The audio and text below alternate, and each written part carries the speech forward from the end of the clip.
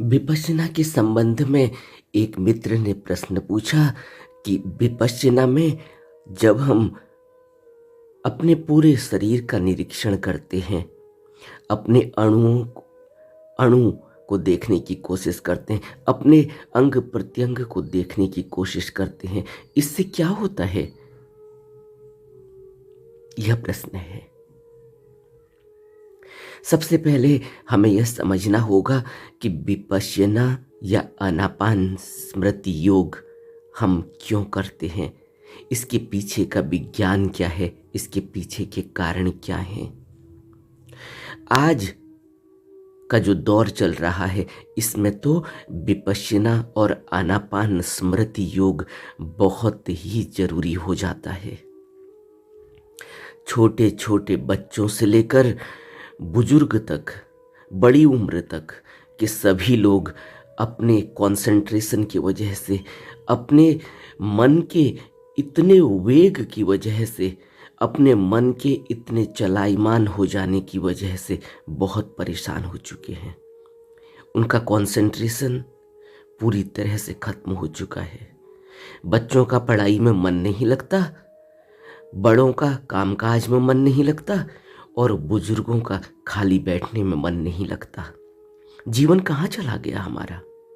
और कारण यही कि मन को संसार में दौड़ाने में हमने उसको इतना मदमस्त कर दिया है, संसार में उसको इस तरह से लगाया है, उसको अपने मोबाइल के जरिए, अपने सोशल मीडिया के जरिए उसको इस तरह से बाहर दौड़ा दिया है कि अब उसको वापस लाना बहुत मुश्किल हो गया है।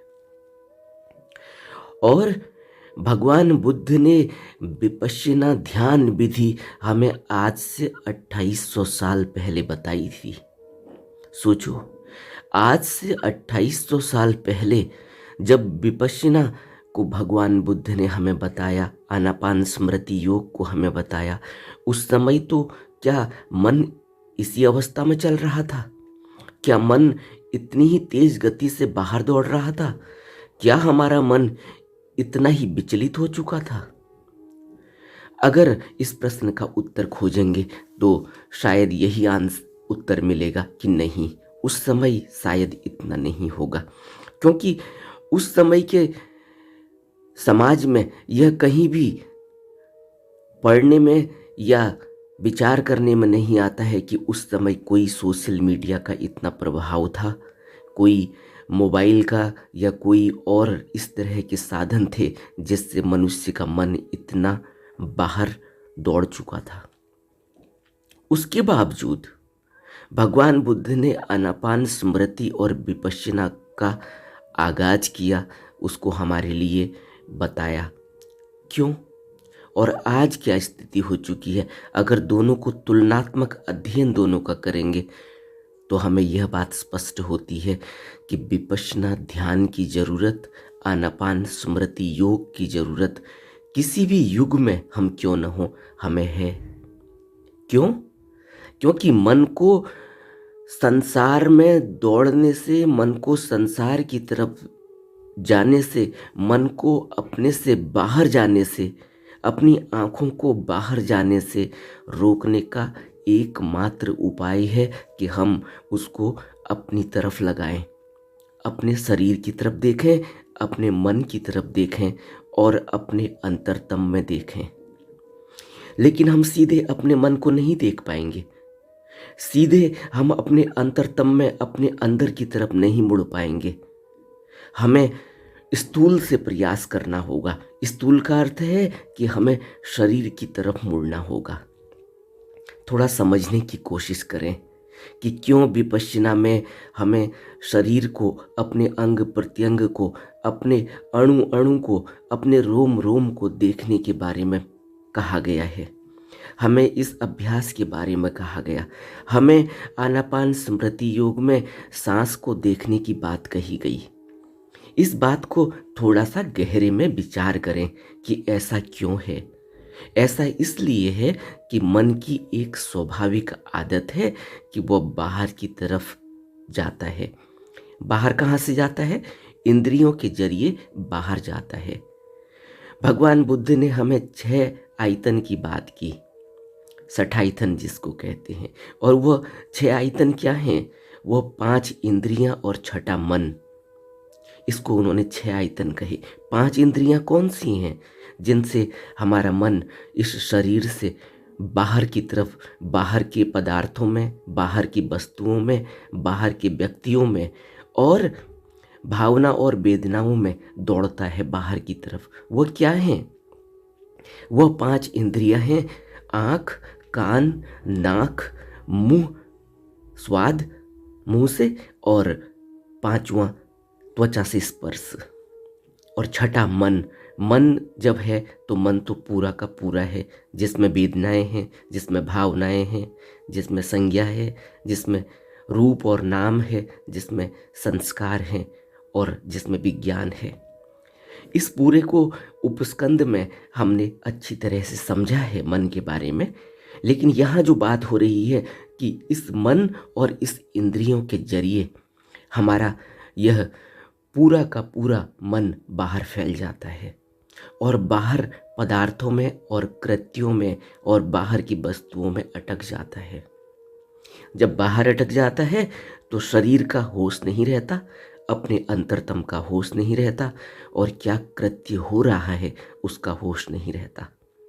हर पदार्थ अच्छा लगता है, जो अच्छा लगता है उसको पाने की इच्छा होती है, जो खराब लगता है उसके प्रति घृणा होती है, उसके प्रति नफरत होती है, उसके प्रति भावनाएं और वेदनाएं उठती हैं।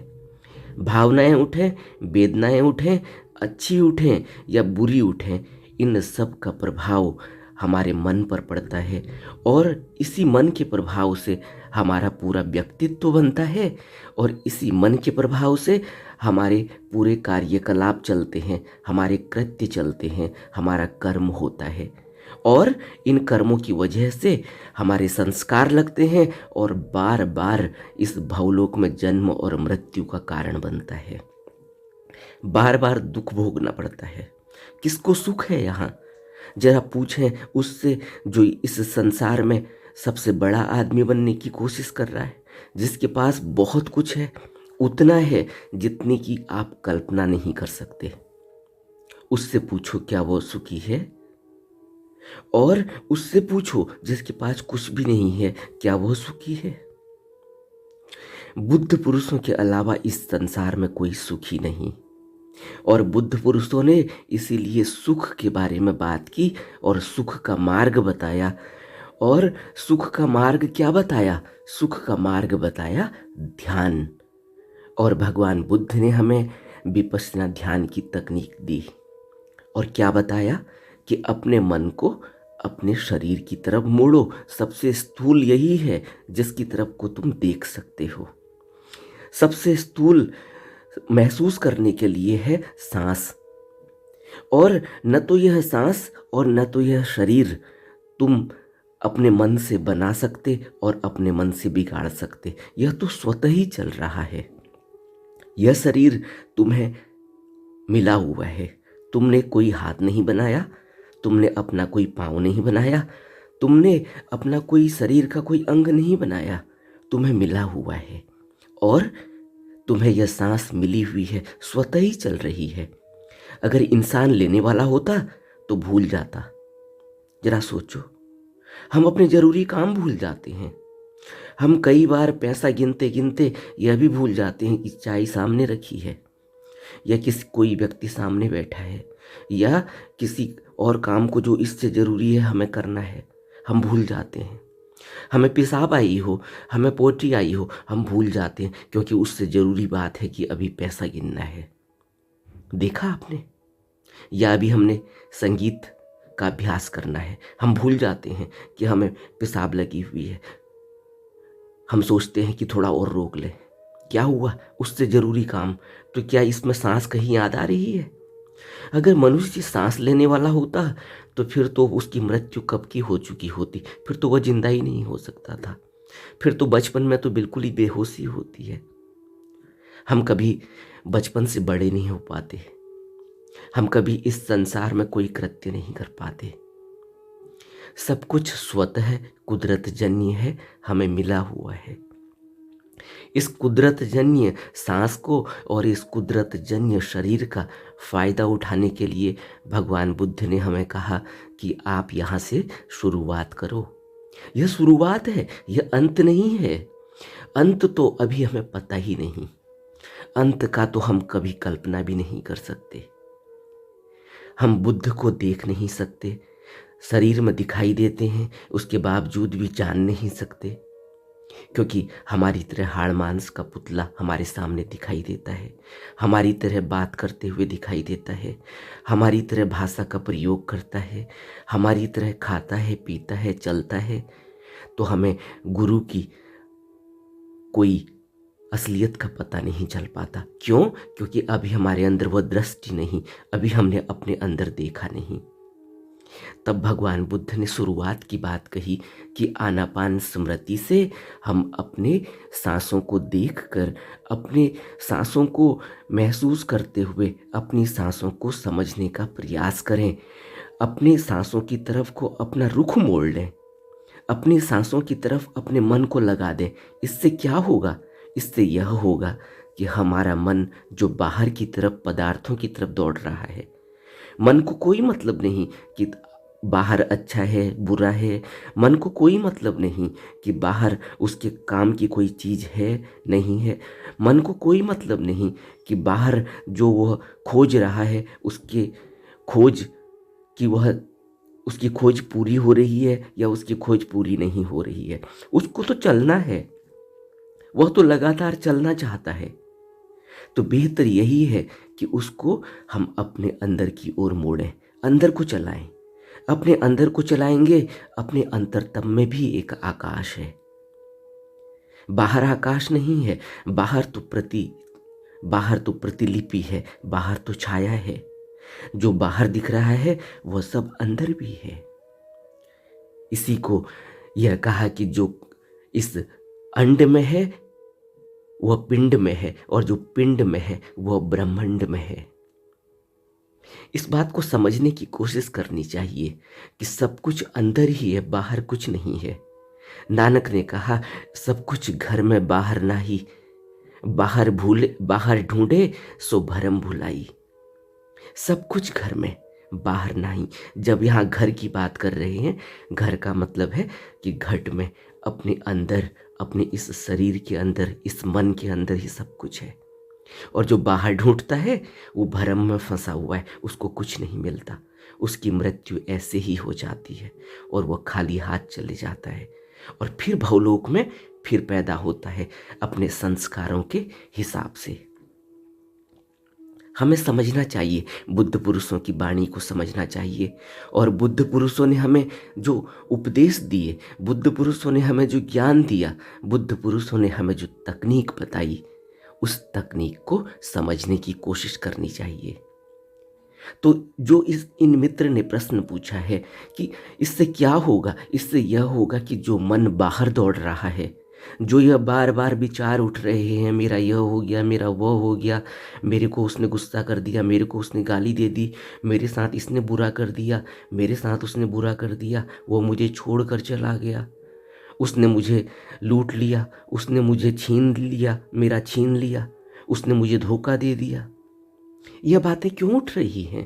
क्यों तुम्हारे साथ यह सब कुछ हो रहा है? क्या तुम यह समझते हो कि तुम्हारे साथ ही यह हो रहा है?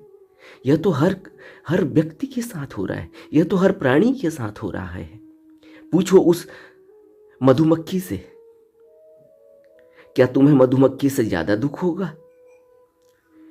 क्या तुम्हें सांप से ज्यादा दुख होगा, जो बाहर निकालता नहीं अपना मुंह किसी बिल से, उससे पहले आवाज आती है कि मारो मारो सांप निकल आया?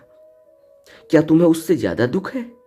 क्या तुम्हें मधुमक्खी से ज्यादा दुख है कि जो पूरी जिंदगी मधु को बटोरती है, पता नहीं कहाँ कहाँ कितने किलोमीटरों तक दौड़ती है एक फूल के लिए, और उस फूल से मधु लाकर फिर कई किलोमीटर वापस आकर उस मधु को इकट्ठा करती है अपने छत्ते में।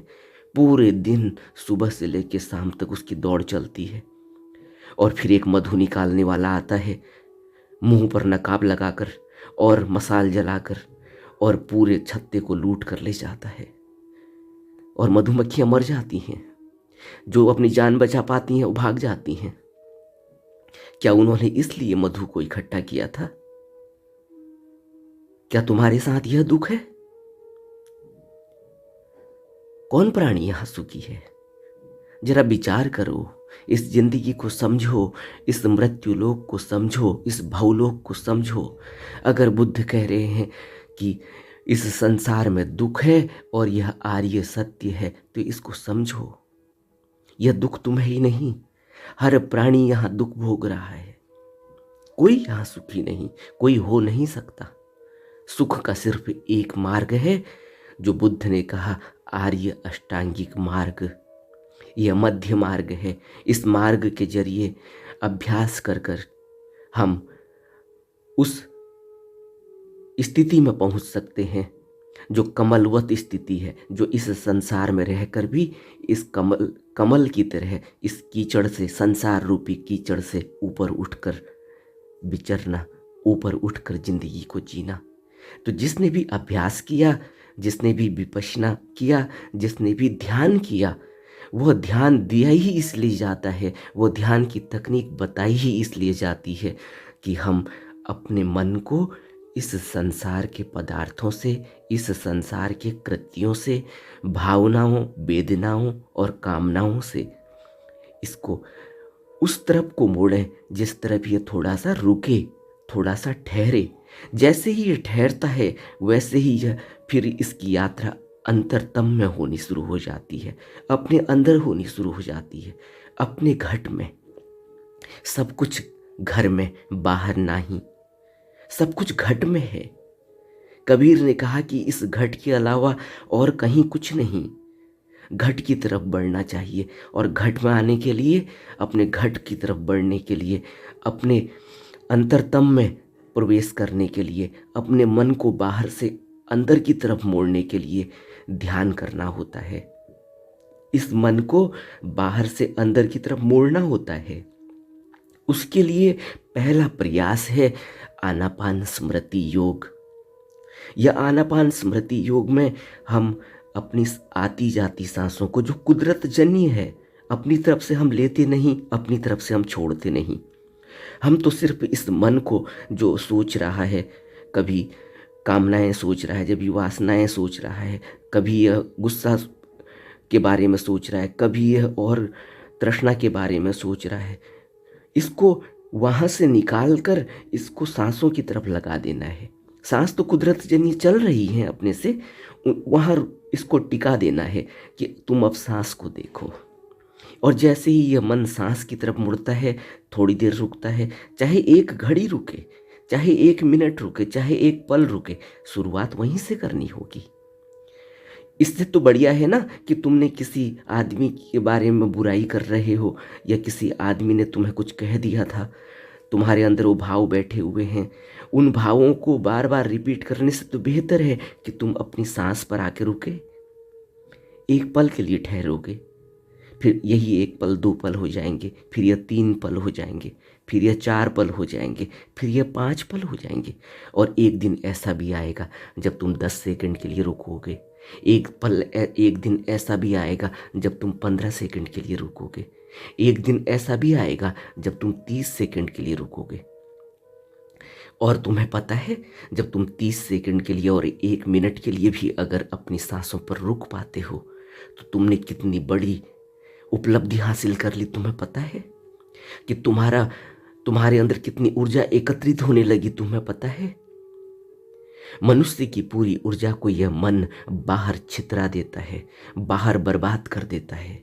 मनुष्य के अंदर असीम ऊर्जा है, मनुष्य के अंदर पूरा पावर हाउस है।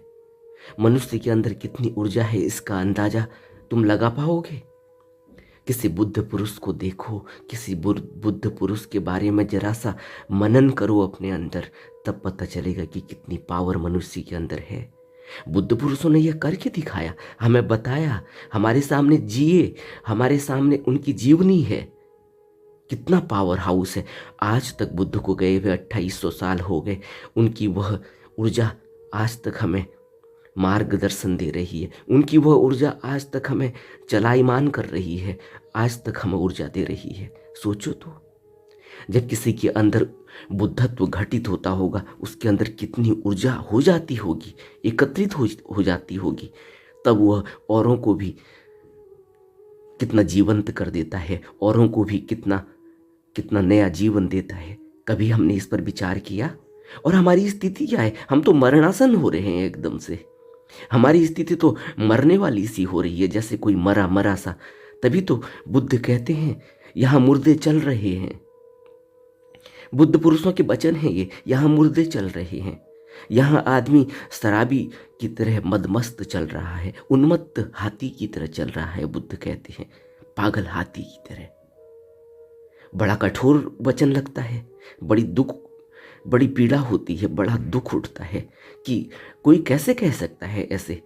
और जबकि हम साइंटिस्ट हैं, हमने इतनी खोज कर ली, हम प्रोफेसर हैं, हमने इतने लोगों को ज्ञान दे दिया, हमारे पढ़ाए हुए बच्चों ने आज इतनी उपलब्धि हासिल कर ली, और हमें बुद्ध पुरुष कहते हैं कि पागल हाथी की तरह, एक शराबी की तरह जीवन चल रहा है।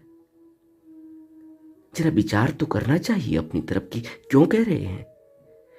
क्योंकि हमारी ऊर्जा बाहर की तरफ बिखर रही है, इससे कुछ मिलने वाला नहीं, दुख के सिवाय कुछ मिलने वाला नहीं। और ऊर्जा भी व्यर्थ हो जाएगी, जीवन भी बर्बाद हो जाएगा। और सिर्फ एक ही जीवन बर्बाद नहीं होता, अनंत जीवन की श्रृंखला बर्बाद हो जाती है। क्योंकि संस्कार जो लगते हैं इस भव में अनंत जन्मों तक धकेल देते हैं, निकलने का कोई उपाय नहीं। जब तक कोई बुद्ध नहीं मिलेगा, जब तक कोई गुरु नहीं मिलेगा। क्या कहा बुद्ध ने बुद्ध वचन में? सत्पुरुषों की संगति जिसने नहीं की, उसके कसाई नष्ट नहीं होते, उसका मन विकारों से मुक्त नहीं होता।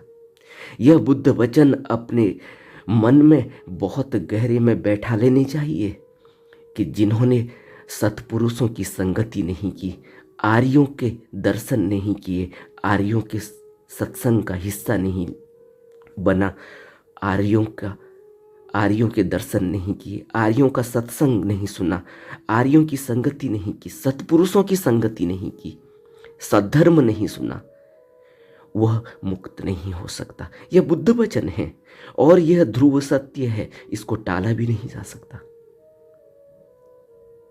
इसलिए अगर बुद्ध हमसे कह रहे हैं, बुद्ध तो हमें बहुत ही साधारण तकनीक दे रहे हैं, हमसे कुछ फावड़ा उठाने को नहीं कह रहे, हमसे कुछ घन चलाने को नहीं कह रहे, हमसे कुछ शारीरिक कृत्य करने को नहीं कह रहे हैं। हमसे तो सिर्फ एक बात कह रहे हैं कि चुपचाप बैठो और अपने मन की तरफ देखो, चुपचाप बैठो और अपने मन को अपनी सांसों में लगा लो। तुमने तो कुछ भी नहीं करना, सांस अपने आप आ रही है, कुदरत जन्य, इसको देखते रहो। यह जरूर होगा कि पहले पता नहीं चलेगा, क्योंकि जन्मों जन्मों की आदत है कि सांस को कभी देखा ही नहीं। जन्मों जन्मों की आदत है, पता ही नहीं चला कि सांस चल भी रही है, हम ले रहे हैं या स्वतः चल रही है, छोटी चल रही है या बड़ी चल रही है, हमने महसूस ही नहीं किया। हमें ज़रूरत ही नहीं। हमें तो अपनी तृष्णाओं से फुर्सत मिले, अपनी कामनाओं से फुर्सत मिले, अपने इन जंजालों से हम निपटें, तो तब तो हम कभी अपने आप को देखें। हमें ज़रूरत ही नहीं अपने को देखने की, और हम दुख में दुख इकट्ठा करते चले जाते हैं। कभी कोई ऐसा संत मिलता है, कभी कोई ऐसा बुद्ध पुरुष मिलता है, कभी कोई सत्पुरुष तो हमेशा दुनिया में है। अगर नहीं होते तो क्या कहा कबीर ने, संत न होते जगत में तो जल मरता संसार। अब हम सोच रहे हैं कि बुद्ध कोई वैसे ही प्रकट होंगे, वैसे ही कपड़े पहने होंगे, वैसे ही उनका शरीर दिखेगा जैसी प्रतिमाएं बनी हैं। इसलिए हम सोच रहे हैं कहीं गया में इंतजार करें, या कहीं बिहार में इंतजार करें, या कहीं वाराणसी में इंतजार करें, और बुद्ध प्रकट हुए हैं कहीं अफ्रीका में। अब कैसे पता चलेगा? हमारी बुद्धि कितनी छोटी है। हम सोच रहे हैं कि बुद्ध वैसे ही बोलेंगे, वैसे ही कहीं हिंदुस्तान में होंगे, और बुद्ध प्रकट हुए हैं अमेरिका में। और अगर बुद्ध हिंदुस्तान में भी प्रकट हुए हैं, हम देख नहीं सकते। क्यों? क्योंकि वो तो किसी धर्म में ही, किसी मजहब में ही पैदा होंगे। तो हम कहेंगे नहीं, हम तो नहीं मानते, क्योंकि हम तो सिख धर्म को मानते नहीं, इसलिए सिख को हम मानेंगे कैसे कि वो बुद्ध है। वह तो ईसाई में कहीं प्रकट हुए होंगे, तो हम ईसाई धर्म को मानते ही नहीं। हम तो कहेंगे कि हम तो बौद्ध हैं, हम तो हिंदू हैं, और हम अपना जीवन ऐसे ही बर्बाद करके चले जाएंगे। क्यों? क्योंकि हमारे अंदर पहले ही भावना बैठी हुई है, नहीं नहीं नहीं, हम तो बुद्ध हम तो बौद्ध हैं, नहीं नहीं नहीं, हम तो हिंदू हैं, हमें क्या क्या लेना देना मुसलमानों से। हमारी बुद्धि कहाँ है? हम कहाँ उलझे हुए हैं? इसलिए बुद्ध कह रहे हैं दायरा खोलो, ऊपर उठो, इन इन बातों में, फिजूल की बातों में मत उलझो। बुद्ध ने कहा अपने वचन में कि शब्द को नहीं पकड़ना चाहिए, शब्दों को नहीं पकड़ना चाहिए, कृत्य करना चाहिए। हम शब्दों में उलझे हुए हैं। हमारी बुद्धि कितनी छोटी है, और हम कहते हैं हम तो प्रोफेसर हैं, हमने इतनी पढ़ाई कर रखी है, पीएचडी की है, डिलीट की उपाधि हमें मिली है, हमने एमफिल किया है, हम नासा में कहीं काम कर रहे हैं, हम साइंटिस्ट हैं, हमने मेडिकल में इतना काम किया है, हम इतने बड़े डॉक्टर हैं, और हमारा ज्ञान इतना है कि हम छोटे छोटे शब्दों में जिनका कोई महत्व नहीं उनमें उलझे हुए हैं। हम मजहबों में उलझे हुए हैं। हम कहाँ उलझे हुए हैं? बुद्ध कहते हैं कौन हो तुम? क्या तुम शरीर हो? हमें जीवन को समझना होगा, अभी हम समझे ही नहीं, इसलिए हमें पता ही नहीं चल रहा है कि विपश्यना क्यों करने को कहा बुद्ध ने, आनापान स्मृति बुद्ध ने क्यों करने को कहा, या ध्यान करने को सभी संतों ने क्यों कहा। हमसे तो होता ही नहीं। इसलिए नहीं होता कि अभी हमारी तृष्णा बहुत ज़्यादा है, अभी हम समझे ही नहीं दुख को। जो बुद्ध कह रहे हैं, पहला बुद्ध का वचन ही यही है कि इस संसार में दुख है और यह आर्य सत्य है। यहाँ सुख नहीं, यहाँ दुख है और यह आर्य सत्य है। यह पहला स्टेटमेंट है। इस पहले स्टेटमेंट को अगर हम नहीं समझे अब तक, तो फिर हम विपश्यना कैसे करेंगे? फिर हमें ज़रूरत क्या है विपश्यना की? हमें क्या ज़रूरत है अपनी तरफ बढ़ने की? हमें तो संसार ही दिखेगा ना। क्यों? क्योंकि हमने अभी संसार को यह माना ही नहीं कि यह संसार नश्वर है। हम तो यही सोच रहे हैं कि बच्चे पैदा कर लो, हम तो यही सोच रहे हैं कि अभी यहाँ की वासनाओं में थोड़ा सा और आनंद ले लो, हम तो यही सोच रहे हैं कि यहाँ सुख है। लेकिन बुद्ध का पहला स्टेटमेंट यही है कि यहाँ सुख नहीं, यहाँ दुख है। तो जब हमें यह पता चलेगा तब हम विपश्यना करेंगे, और हमें विपश्यना में अच्छी तरह से समझ कर करना चाहिए। नमो बुद्धाय।